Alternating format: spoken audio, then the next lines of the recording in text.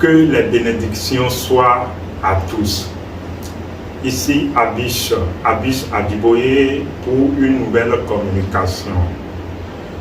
Nous vous savons déjà nombreux à nous suivre et nous vous savons également nombreux par cette temps-ci à vous abonner.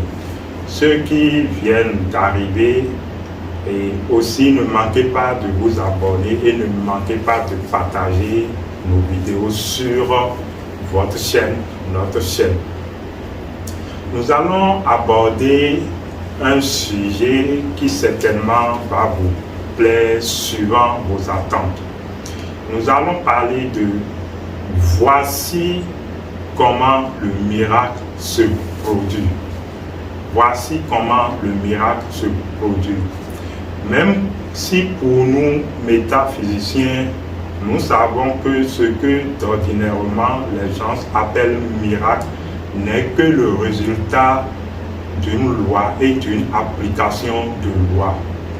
Donc ce que nous allons faire, c'est plutôt vous décrire le processus de l'accomplissement de la chose et rappeler à votre conscience la chose pour qu'enfin, quand il arrivera des conditions de vie, des conditions de votre existence où vous vous retrouverez en cette posture, vous puissiez vous rappeler que, attention, voilà un tel processus qui est en jeu. Cela va vous permettre de vous laisser aller. Vous voyez? Donc, nous allons nous servir d'un test d'appui. Ce test d'appui, nous allons le tirer de la Bible des chrétiens. Souvent, les gens se nous demandent pourquoi utilisons-nous des textes et les écrits bibliques pour expliquer. Vous savez, dans un monde où auparavant, les gens ont été beaucoup abreuvés à la lecture de la Bible et les gens ont été beaucoup nourris à la Bible. Maintenant, pour pouvoir les éduquer autrement ou pour pouvoir toucher leur conscience ou leur apporter l'information, il faut justement se servir de ce dont ils savent, de ce qui auparavant les a nourris. Parce qu'il y a un principe spirituel qui dit ceci: la clé qui ferme une porte est la même clé qui ouvre la porte. Il suffit de tourner la clé dans le sens approprié. Ce qui veut dire que si auparavant c'est la Bible qui nous a conduits sur une voie donnée, pour maintenant faire retour de cette voie, il faut également utiliser la Bible et repositionner les choses à leur place, afin que les gens puissent savoir ce qui n'allait pas, ce qu'ils avaient mal compris et comment nouvellement faire les choses. Pour revenir à notre sujet, je disais donc que je vais me servir d'un texte biblique. Ce texte biblique est tiré de la Genèse de la Bible. Vous savez, de la Genèse de la Bible, il y a eu cette histoire symbolique. Donc, c'est des métaphores, ce n'est pas vraiment des personnes physiquement qui ont existé, vous voyez, où on a parlé de Caïn et d'Abel, où Caïn a tué son frère Abel. Vous connaissez certainement cette histoire. Si vous avez la culture de la Bible, vous connaissez cette histoire. Si vous ne connaissez pas cette histoire, vous voudrez bien jeter un coup d'œil sur la Bible dans la Genèse, il me semble chapitre 4, parce que j'ai un texte biblique devant moi, ça doit être la Genèse chapitre 4, et vous allez vous imprégner de cette histoire. Mais j'ai pu faire un résumé. Il s'agit du meurtre de Abel par Caïn. Vous voyez, c'est ainsi. Mais la partie qui nous concerne dans cette histoire de la Bible, je vais vous la lire en quelques phrases. Il s'agit de cette partie. On dit: Yahvé dit à Caïn, pourquoi es-tu irrité et pourquoi ton visage est-il abattu? Si tu es bien disposé, ne relèveras-tu pas la tête? Mais si tu n'es pas bien disposé, le péché n'est-il pas à ta porte une bête tapie qui te convoite? Pourras-tu la dominer? Donc, Dieu, il s'agit apparemment d'un langage ou d'un dialogue de Dieu avec Caïn, où il demande à Caïn, mais pourquoi a-t-il le visage autant abattu? Que s'il est bien disposé, il relèvera la tête. Mais s'il n'est pas bien disposé, le péché n'est-il pas à sa porte et saura-t-il vraiment dominer le péché? Vous savez, les gens font beaucoup d'interprétations ou beaucoup d'explications, mais pour nous métaphysiciens, je vais vous dire quelque chose. Pour qu'un miracle se produise, il faudrait que vous arriviez ou vous arrivez aux limites de ce que vous vous dites impossible. Les maîtres expliquent la chose de la façon suivante. Quand dans votre existence, il arrive des situations qui vous amènent aux limites de ce qui est possible et vous vous dites, vous n'avez plus de solution et que c'est impossible, c'est en ce moment-là que souvent les gens, ils résistent parce qu'ils font tellement d'efforts physiquement qu'ils se disent maintenant, ils ont épuisé tous les moyens physiques à leur disposition. C'est en ce moment alors qu'ils s'abandonnent. Et quand ils s'abandonnent, alors la solution surgit. Le miracle surgit. Vous voyez? Donc c'est souvent alors quand vous épuisez le monde, nous disons que le monde spirituel prend le pas sur le monde physique quand vous arrivez aux limites du monde physique. Parce qu'il faudrait que vous fassiez vos expériences et que vous vivez, vous expérimentez vraiment la possibilité ou les possibilités physiques de la chose.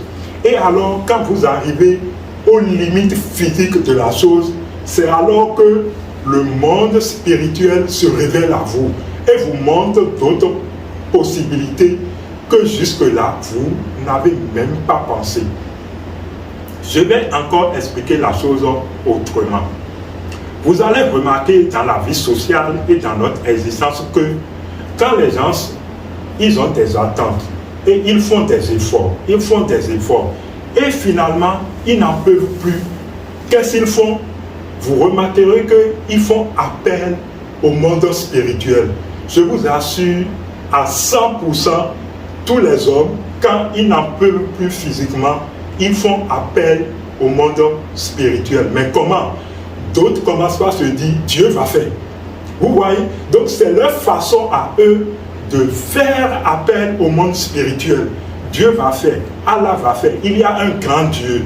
Vous voyez? Donc ils commencent par interpeller Dieu. Parce que, inconsciemment, ils se disent que pour que la chose marche maintenant, il faudrait que la providence divine intervienne. Que ce n'est plus du ressort du physique. Il faut que la providence divine intervienne. Tout cela pour vous ramener à notre texte où les choses ont été toujours claires pour nous. Il y avait Dieu dit, si tu es bien disposé, ne relèveras-tu pas la tête?